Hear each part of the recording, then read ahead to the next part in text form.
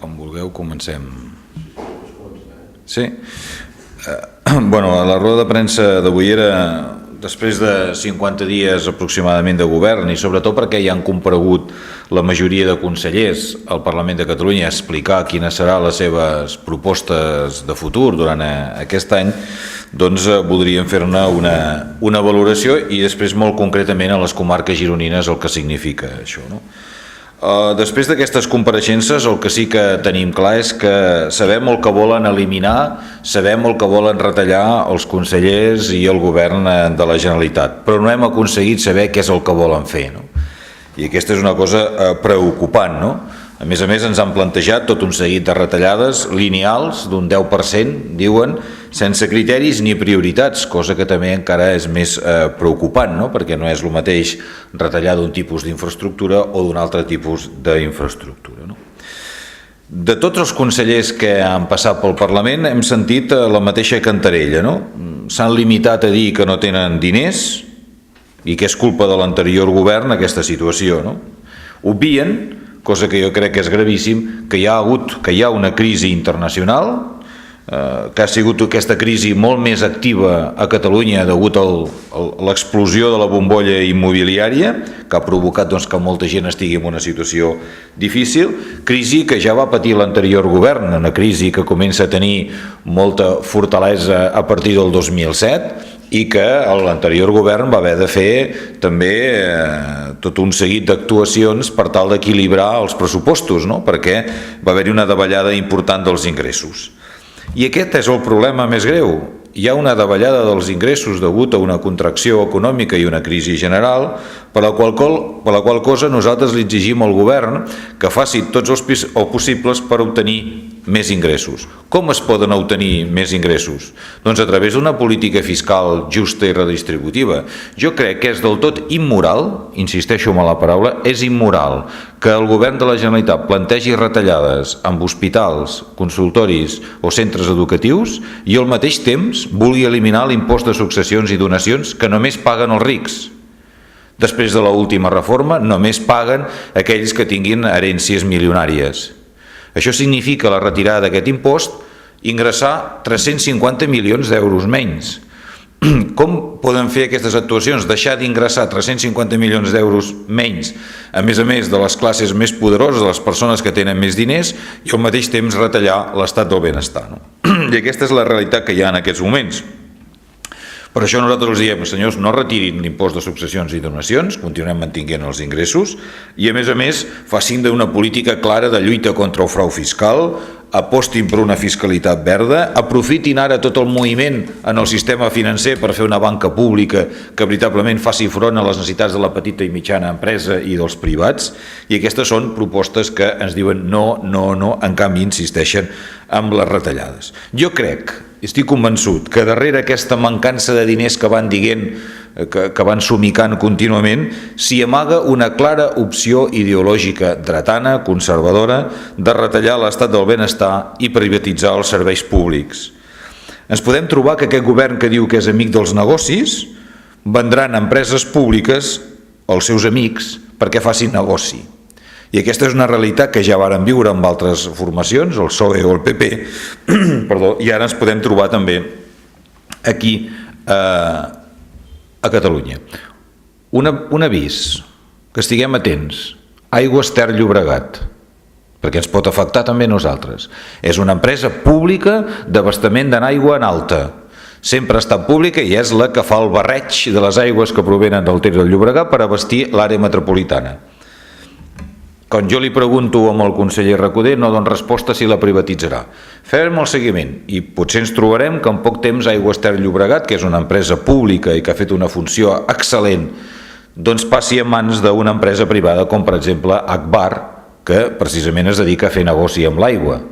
Evidentment totalment lícit, però en tot cas podríem traspassar d'aquesta manera una cosa tan sensible com és l'abastament d'aigua en alta, que és pública i ha de ser públic, que es pugui privatitzar. Perquè davant aquesta idea de la privatització dels serveis públics em sembla que ja ens han donat prou proves, no? Perquè el propi conseller de Salut, quan recomana als ciutadans i les ciutadanes que contractin una mútua privada, està fent això, o sigui, està traspassant l'activitat pública a un negoci privat perquè els amics dels negocis puguin continuar fent diners amb les mútues privades. Si a més aquestes mútues tenen exempcions fiscals, imagini's, doncs també diner públic que podria entrar, doncs també es traspassarà a les butxaques dels privats, a les butxaques de la gent que té més diners. Dóna la sensació que el conseller de Salut es converteix més en un agent comercial de la sanitat privada, del negoci privat de la salut, que no pas en el conseller de la Generalitat. O el mateix passa amb educació. Jo només els vull fer una reflexió. Vostès creuen que és neutre que la consellera Rigau el dilluns faci una explicació de les retallades importants en educació que poden significar el 20% dels pressuposts dels instituts, que digui que eliminarà l'1 per 1, que digui que hi haurà una reducció de construcció de centres el mateix dia que començava la matriculació a les escoles? Quin missatge estava donant la consellera d'Ensenyament?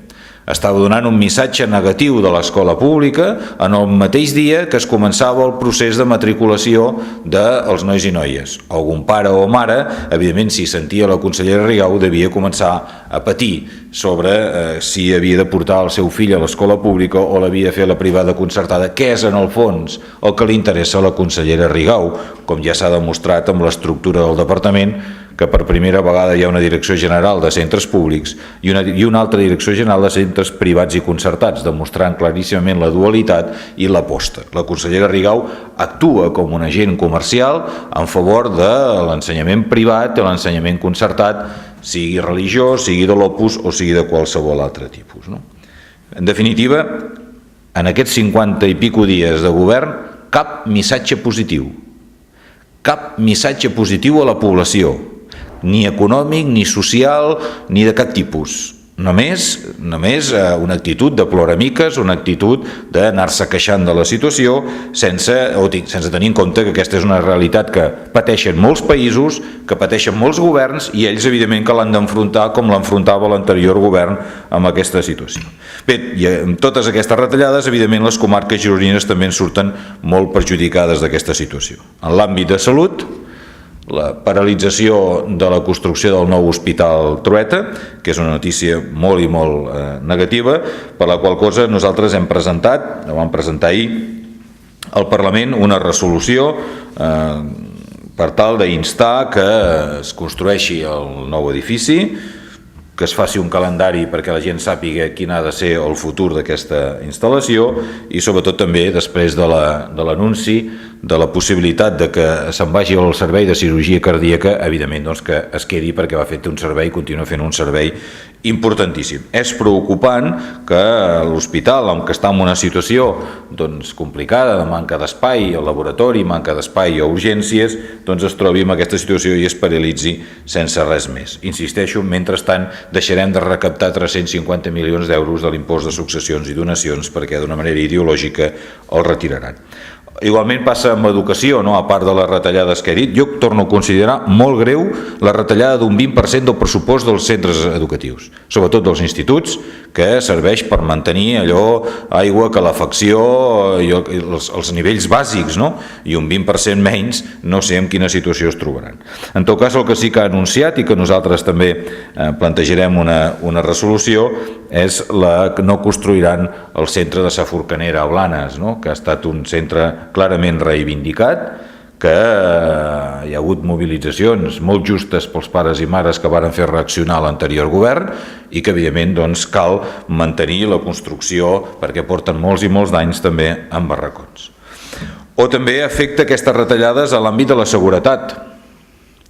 Tantes vegades reclamada la comissaria de Salt, ara la primera actuació del senyor Puig, del conseller d'Interior, és dir que no construiran la comissaria de Salt.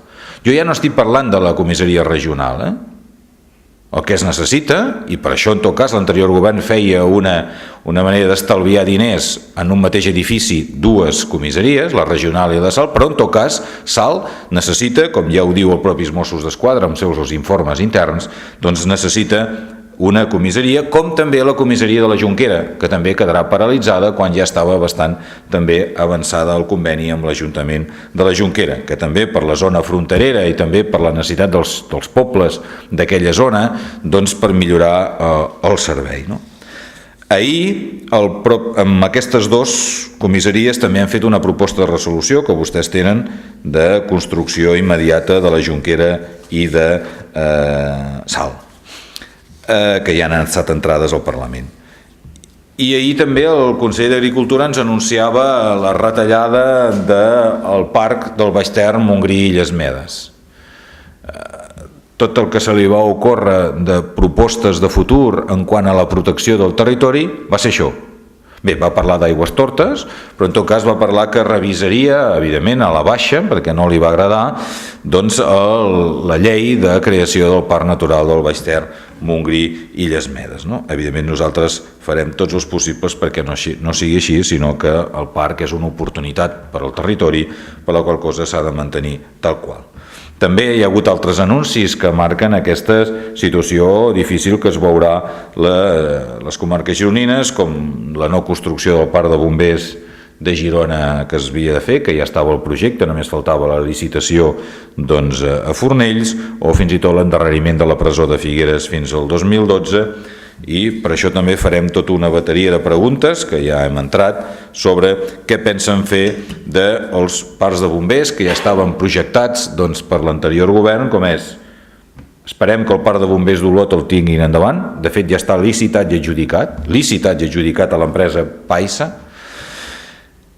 I què pensen fer amb els parcs de bombers de Santa Llogaia d'Àlgama, també, que es havia de fer, que havia de substituir el parc de bombers de Figueres, o les reformes que es havien de fer als parcs de bombers de Sant Feliu de Buixalleu o els de Torroella de Montgrí. Són actuacions que ja estaven programades i que en aquests moments, amb aquesta tònica d'aquest govern en aquests dies, de només explicar tot el que retallarà sense criteri, han estat incapaços, diguéssim, de fer una proposta positiva que engresqui la societat. Si tu li vas enviant només missatges negatius a la societat, el que fa és provocar, i si a més retalles en infraestructures, que vol dir en activitat econòmica, el que estàs fent és una contracció econòmica del país, estàs provocant una contracció econòmica del país i estàs provocant que el país, des d'un punt de vista econòmic, continuï estant en una situació de crisi i no pas d'impuls. La societat necessita en aquests moments missatges positius, quines són les propostes que vol fer el govern, i no només missatges negatius de retallada i que la culpa és dels altres.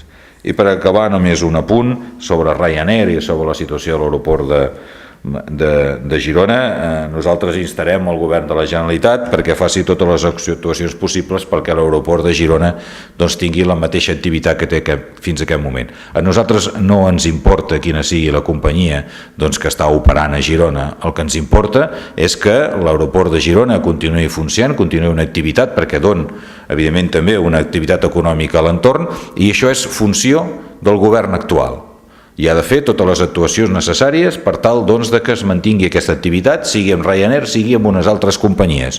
No tornem altra vegada a fer el típic de queixar-se, dient que no és culpa seva i que són de les circumstàncies, quan la seva obligació, com va fer els anteriors governs, és buscar les millors sortides. Si és Spanair, que sigui l'empresa que sigui convenient, però que en tot cas s'ha de fer, i al mateix temps s'ha d'aconseguir el traspàs perquè l'aeroport de Girona tingui control públic i que pugui decidir la seva política comercial. Bé, això és el que els volíem explicar sobre aquesta roda de premsa que hem fet avui. Alguna pregunta?